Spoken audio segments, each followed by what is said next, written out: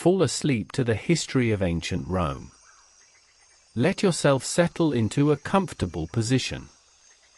Take a slow, deep breath in, and let it out gently. Allow your body to sink into wherever you are resting. There is nothing you need to do right now. Nothing you need to remember. Just let these words wash over you like a gentle tide, carrying you back through the mists of time, to an ancient world of marble and stone, to the eternal city of Rome. Close your eyes if you have not already done so. Let the darkness behind your eyelids become a canvas upon which we shall paint the ancient world. Feel the gentle weight of sleep beginning to gather at the edges of your awareness. It is there, waiting patiently, ready to embrace you when you are ready. Our story begins in a quiet valley in central Italy, where 7 gentle hills rise beside the winding Tiber River. The air is soft and warm. Shepherds tend their flocks on the grassy slopes, and small villages of simple huts dot the landscape. The sound of sheep bells drifts on the breeze. Somewhere, a shepherd plays a simple tune on a reed flute. This is the Italian peninsula, more than 2,700 years ago, long before the great temples and forums that would one day stand here. According to the old legends, twin brothers named Romulus and Remus were raised by a she-wolf on these very hills. The story tells us that these brothers grew to become leaders, and on one spring morning in the year we now call 753 BCE, Romulus traced a boundary on the Palatine Hill and declared it the site of a new city. He named it Roma, after himself. Whether this legend is true or simply a beautiful myth, we cannot say for certain. But something remarkable did begin here, in this quiet river valley, that would change the world forever.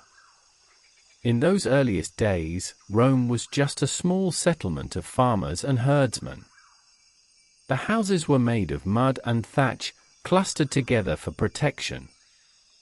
Smoke rose lazily from cooking fires. Children played in the dusty lanes between the huts. The people spoke an early form of Latin and worshipped gods of the earth and sky. They planted their crops in spring, tended their animals through the long summer, and gathered the harvest when autumn came. They lived simple lives governed by the changing seasons. There was nothing grand about early Rome. It was a village like many others scattered across the ancient Mediterranean world. Let your breathing slow now. Feel the weight of your body becoming heavier, more relaxed. Imagine yourself resting on a grassy hillside, looking down at this peaceful valley so long ago. The sun is warm on your skin. A gentle breeze stirs the grass around you. You are safe here, watching history unfold from a great distance. The little village grew slowly over the generations. New families arrived from the surrounding countryside. The population increased. What had been a collection of huts gradually became a proper town, with streets and a central gathering place called the Forum. This open square would become the heart of Roman life for centuries to come, a place where people met to trade goods, discuss matters of importance, and conduct the business of the community. On market days, the Forum filled with the sounds of bargaining and conversation, but in the evenings, it grew quiet, and the setting sun painted the surrounding hills in shades of gold and amber. For its first 2 centuries, Rome was ruled by kings. 7 kings, according to tradition, each contributing something to the growing city.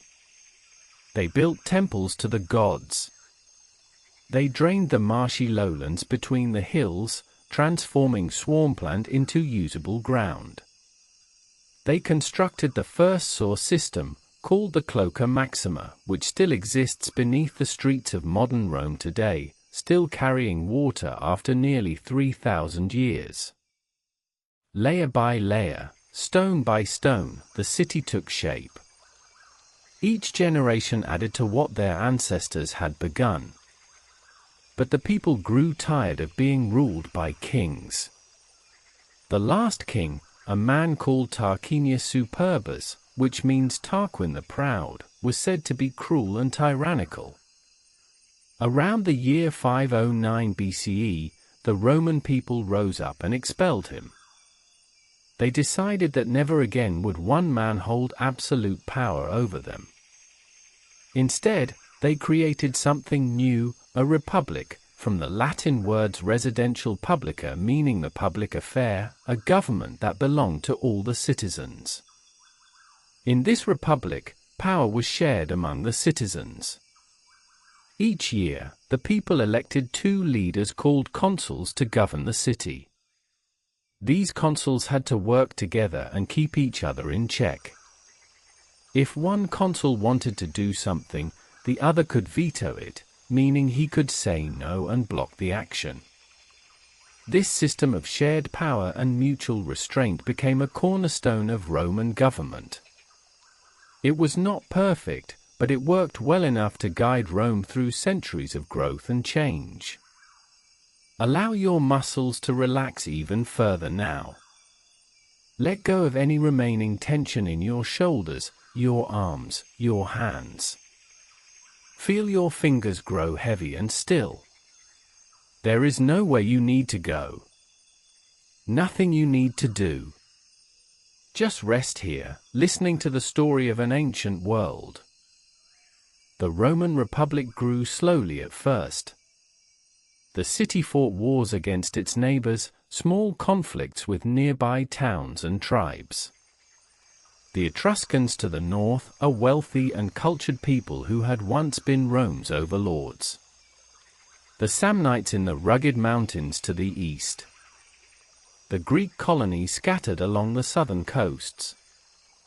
Through these struggles, Rome gradually expanded its influence, absorbing one community after another into an ever-growing network of allies and subjects. Each victory brought new territory, new people, new resources. The Romans were practical people above all else. They were not philosophers like the Greeks, spending their days in abstract discussions about the nature of truth and beauty. They were builders and organizers. They saw a problem and they solved it. They needed to move armies quickly across the countryside, so they built roads. These roads stretched in perfectly straight lines across the landscape, climbing hills and spanning rivers, connecting distant towns to the capital. They were engineering marvels, paved with fitted stones and built to last for centuries. Many of them still exist today, more than 2,000 years later, still carrying travelers on the same routes the Roman legions once marched. Wherever the Romans went, they brought their roads, their laws, and their language. Latin spread across Italy and beyond, becoming the common tongue of an expanding world. People who had once been enemies became citizens of Rome, entitled to the protection of Roman law and the benefits of Roman civilization. The city on the 7 hills was becoming something larger than itself, a center of gravity drawing the Mediterranean world into its orbit. The years passed like water flowing in a stream. Generations lived and died. Children became parents, and parents became grandparents, and Rome continued to grow. By the 3rd century BCE, the city had become the dominant power in the Italian peninsula. Roman roads stretched from the Alps in the north to the Greek cities of the south. Roman merchants traded in every port. Roman soldiers stood guard on every frontier. But across the Mediterranean Sea, another great power was watching with growing concern. This was Carthage, a wealthy trading empire based on the coast of North Africa, in what is now Tunisia. Carthage had been founded by Phoenician sailors centuries before Rome even existed. Its ships controlled the western Mediterranean. Its merchants grew rich on trade in metals and textiles and exotic goods from distant lands. Let your thoughts grow soft and hazy now. The details of the story are not important. Just let the words flow over you like warm water, carrying you deeper into relaxation. The wars between Rome and Carthage, called the Punic Wars, lasted for over a century. They were terrible conflicts that brought both empires to the brink of destruction. The most famous moment came when a Carthaginian general named Hannibal led an army, including dozens of war elephants, across the snow-capped Alps to invade Italy. It was one of the most audacious military maneuvers in history. For 15 years, Hannibal marched through the Italian countryside, winning battle after battle, yet never quite able to capture Rome itself. The walls of the city held. The spirit of the people endured. In the end, Rome prevailed. A Roman general named Scipio carried the war to Africa, threatening Carthage itself. Hannibal was called home to defend his city, and there he met defeat at the Battle of Zama. Carthage was forced to surrender. 50 years later, in a final conflict, the city was destroyed completely, its great harbor filled with rubble, its people scattered to the winds. Rome now stood supreme, the undisputed master of the western Mediterranean. The small village on the 7 hills had become the capital of a vast empire. The centuries rolled on. Rome continued to expand, adding new territories in every direction. Greece, with all its ancient glory, became a Roman province. The wealthy kingdoms of Asia Minor fell under Roman control. Egypt, land of the pharaohs and the pyramids, became Rome's breadbasket, its grain ships feeding the growing population of the capital. Gaul, the land we now call France, was conquered by Julius Caesar in a decade of bloody campaigns. Even distant Britain, that rain-soaked island at the edge of the known world, received Roman legions on its shores. Your eyelids are growing heavier now. Let them close if they have not already. Let the darkness become a warm and welcoming embrace. You are safe here. You are at peace. The story continues, but you need not struggle to follow every word. The empire stretched from the rain-soaked islands of the north to the sun-baked deserts of the south, from the shores of the Atlantic Ocean to the banks of the Euphrates River in Mesopotamia. Millions of people, speaking dozens of languages, practicing countless customs and religions, living in thousands of cities and villages, all now called themselves Roman. It was the largest and most diverse empire the Western world had ever seen. At the heart of this vast realm stood the city of Rome itself, a metropolis of more than 1 million inhabitants. The streets were crowded with people of every description, merchants and craftsmen, slaves and senators, soldiers in gleaming armor and priests in flowing robes. Temples of gleaming marble rose on every hill, dedicated to Jupiter and Mars and Venus and a dozen other gods. The Great Colosseum, an amphitheater that could seat 50,000 spectators, dominated the skyline. Its massive curved walls seemed to embrace the sky itself. Aqueducts carried fresh water from distant mountains into the city, spanning valleys on graceful arches of stone. Some of these aqueducts stretched for 50 miles or more, a constant flow of cool, clear water feeding public fountains and private homes, public baths and private gardens. The Romans understood that water was life, and they spared no effort to ensure that their city had water in abundance. The public baths were central to Roman life. These were not simply places to get clean, but social gathering spots where friends met to talk, exercise, and enjoy the company of others. The great bath complexes contained hot pools and cold pools, steam rooms and exercise yards, libraries and gardens. Citizens of all classes gathered there, setting aside the divisions of daily life to relax in shared comfort. The warm pools, heated by furnaces beneath the floor, offered comfort and relaxation after a long day. Steam rose gently from the water, curling through shafts of afternoon light. Voices echoed softly off the vaulted ceilings, a gentle murmur of conversation. The worries of daily life seemed to fade away in those peaceful spaces. Time slowed down. Muscles relaxed. The mind grew calm. Perhaps you can imagine yourself there now, sinking into the warm water of a Roman bath. The heat soothes your muscles, releasing tension you did not even know you were holding. The gentle sounds of conversation blend into a soft murmur that requires no attention. Your body floats weightlessly, suspended in comfort and warmth. There is nothing to do but rest. Nothing to think about but this moment of perfect peace. The Roman Empire reached its greatest extent in the 2nd century CE, under emperors like Trajan and Hadrian. This was the age of the Pax Romana, the Roman peace, when the Mediterranean world enjoyed an unprecedented era of stability and prosperity.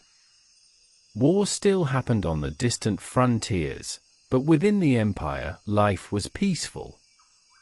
Trade flourished. Cities grew wealthy. Artists created works of lasting beauty. Scholars studied philosophy and science. People traveled freely across the empire, protected by Roman law and Roman legions, speaking Latin or Greek wherever they went. Hadrian was a cultured emperor who loved Greek art and philosophy. He was also restless, spending more than half his reign traveling throughout his vast realm, visiting distant provinces and overseeing construction projects. He wanted to see everything, understand everything, improve everything. In Athens, he built a library and completed the great temple of Olympian Zeus. In Egypt, he sailed down the Nile. In northern Britain, he ordered the building of a great wall to mark the boundary of Roman territory. This wall, known as Hadrian's Wall, stretched for 73 miles across the narrow neck of the island, from sea to sea. It was not merely a barrier but a statement, a line drawn across the landscape declaring where the civilized world ended and the wilderness began. Soldiers from all over the empire manned its forts and watchtowers, gazing out at the wild hills beyond. On cold northern nights, they huddled around their fires, telling stories of homes far away under warmer skies. Let yourself drift now, like a leaf floating on a gentle stream. The current carries you along, and you need not resist. Just let go. Let the story become a background, a soft whisper that requires no effort to hear. Far to the east, beyond even the farthest Roman frontier, other great civilizations flourished. Roman merchants traded with lands even the empire could not conquer. Caravans of camels crossed the deserts of Arabia and Central Asia, carrying silk and spices from distant China and India. This was the Silk Road, a network of trade routes that connected East and West, linking civilizations that would never meet face to face. Roman gold flowed eastward. Eastern luxuries flowed west. Ideas and inventions passed along these routes, carried by merchants and monks and travelers of every kind. Ships sailed the dangerous waters of the Indian Ocean, their holds filled with exotic goods, pepper and cinnamon, ivory and incense, pearls and precious gems. Roman sailors learned to read the monsoon winds, timing their voyages to catch the favorable breezes that would carry them across the open sea. It was dangerous work, but the profits were enormous. A successful voyage could make a merchant wealthy for life. The Romans had become part of a global network of exchange. Though they did not know it, they were connected to every corner of the ancient world. A coin minted in Rome might end up in the hands of a Chinese merchant. Silk woven in distant Chang'an might adorn a Roman noblewoman. The world was larger and more connected than most people realized. Your breathing has become slow and deep now. Your body feels heavy, pleasantly weighted by approaching sleep. There is no need to hold on to wakefulness. Let it slip away like sand through an hourglass, grain by grain, moment by moment. Nothing lasts forever, not even the mightiest empire. By the 3rd century, cracks were beginning to appear in the Roman edifice. The empire had grown too large, too unwieldy. Defending such vast borders required enormous armies, and paying these armies required heavy taxes. The economy struggled under the burden. Farmers fled their land rather than pay what was demanded. Trade declined. Cities shrank. Political instability became the norm. Emperors rose and fell in rapid succession, often murdered by their own soldiers or overthrown by ambitious generals. In one particularly chaotic period, more than 20 emperors claimed the throne in just 50 years. None of them lasted long enough to address the empire's fundamental problems. The government lurched from crisis to crisis, patching over problems without solving them. In response to these troubles, the Emperor Diocletian divided the empire into eastern and western halves, each ruled by its own emperor. This division helped restore order for a time, but it also marked a fundamental change in Roman identity. The two halves of the empire began to develop along different paths. The East spoke Greek, the West spoke Latin. The East looked toward Constantinople, the West looked toward Rome. They remained one empire in name, but they were growing apart in spirit.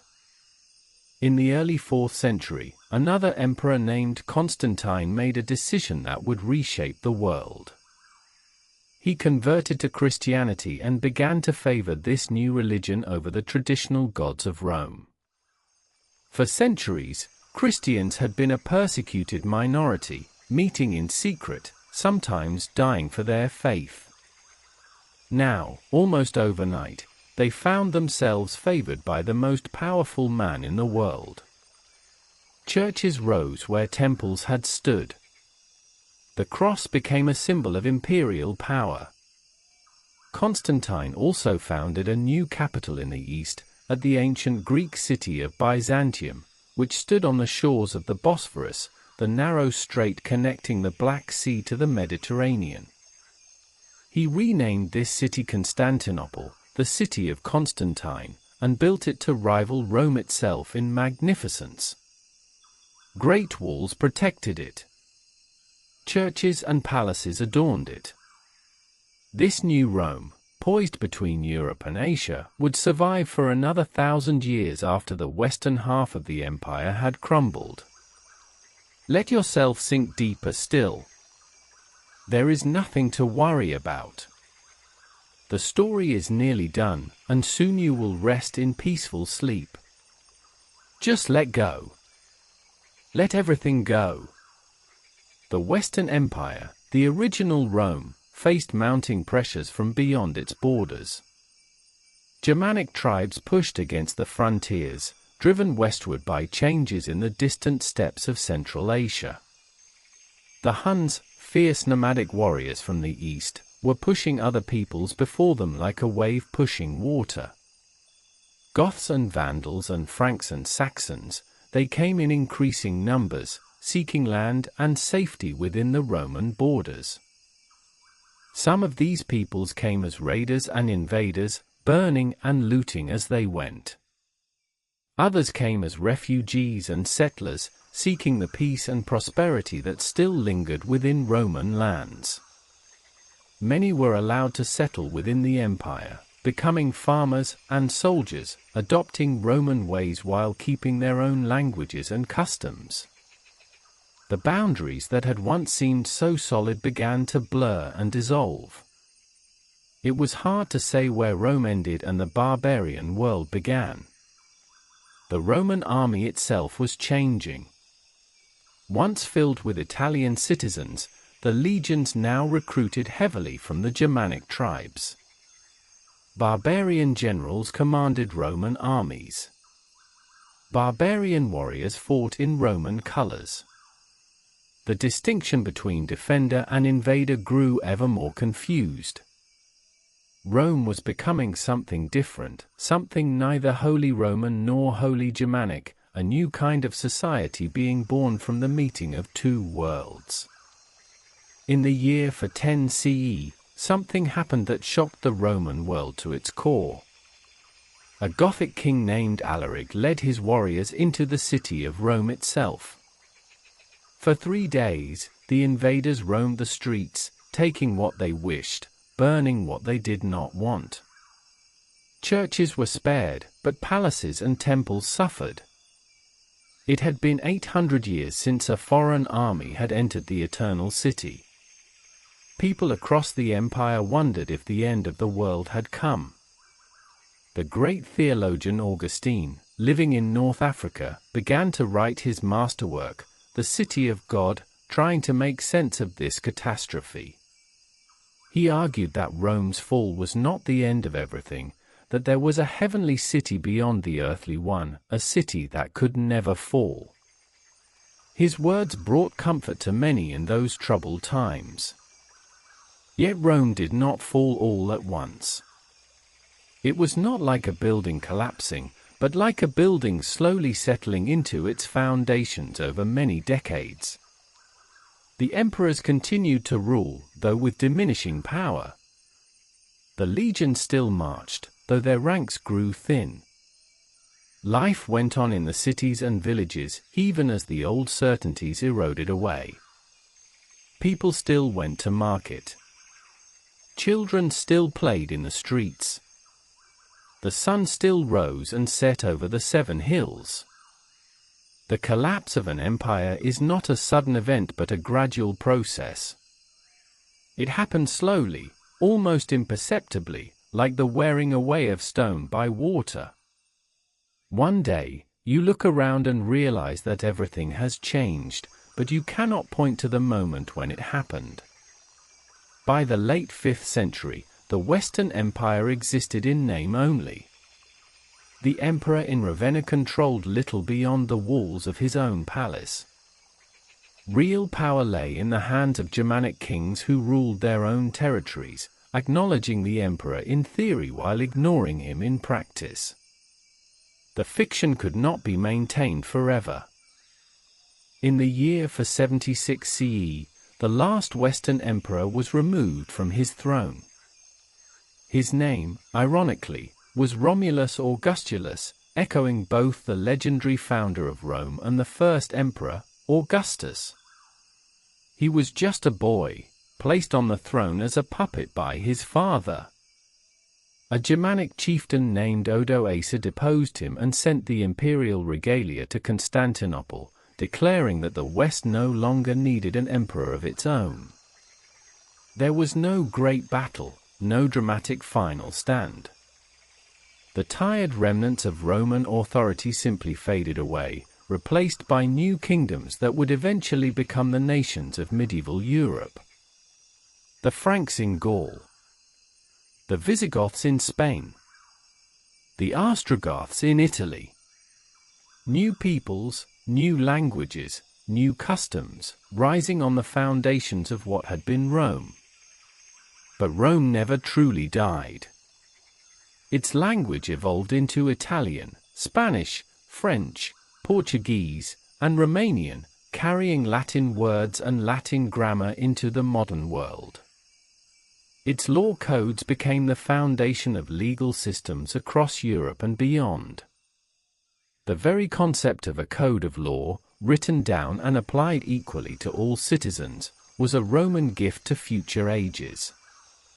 Its architecture and art inspired countless generations of artists and builders, who looked to the ruins of Roman temples and forums as models for their own creations. The Christian Church, which had grown to maturity within the empire, preserved Roman learning through the darkest ages. Monks copied ancient manuscripts in their monasteries, keeping alive the words of Roman poets and philosophers when the rest of Europe had forgotten how to read. The Church carried Roman ideas into the future, blending them with Christian teaching to create the foundations of Western civilization. Even today, more than 1,500 years after the last Western emperor was removed from his throne, we live in a world shaped by Rome. Our governments owe something to Roman republicanism. Our laws draw on Roman precedents. Our languages carry Roman words. The very calendar we use was created by Julius Caesar. The months of July and August bear the names of Roman rulers. And so the city on the 7 hills lives on, in memory and in spirit. The marble temples may have crumbled, their columns lying where they fell, covered now by grass and wildflowers. The great forums may be silent, visited only by tourists and archaeologists. But the legacy of Rome endures. It endures in every courthouse that dispenses justice according to written law. It endures in every bridge and aqueduct built to serve the public good. It endures in every language descended from Latin and every culture touched by Roman influence. The night deepens around you now. The story is complete. You have traveled back through time, through more than 1,000 years of human history, and returned again to the present moment. Let the ancient world fade back into the mists from which it came. You need hold on to nothing.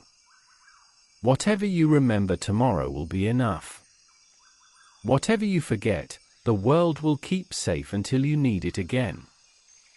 Now there is nothing left to do but rest. Let go of the waking world. Let sleep come to you naturally, like a friend arriving at your door, like darkness settling over a peaceful valley, like silence filling an empty room.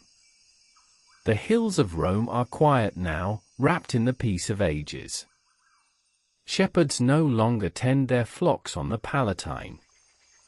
The Forum lies empty beneath the stars. The Colosseum stands silent, its arches open to the night sky. But in the silence, if you listen closely, you might hear an echo of all those lives, all those centuries, all those moments of triumph and sorrow that make up the long story of Rome. Sleep now. Sleep deeply and peacefully. Let the ancient city guard your dreams. When you wake, you will feel rested and refreshed, carrying with you a small piece of that eternal story. But for now, there is only sleep, the gentle, healing sleep, wrapping around you like a warm cloak, holding you safe through the night. The story fades. The words grow soft and distant. And in the quiet darkness, you drift away, into the peace of a Roman night, under the same stars that once shone over the eternal city, so long ago, so very long ago. Rest now. Let go completely. And may your dreams be gentle.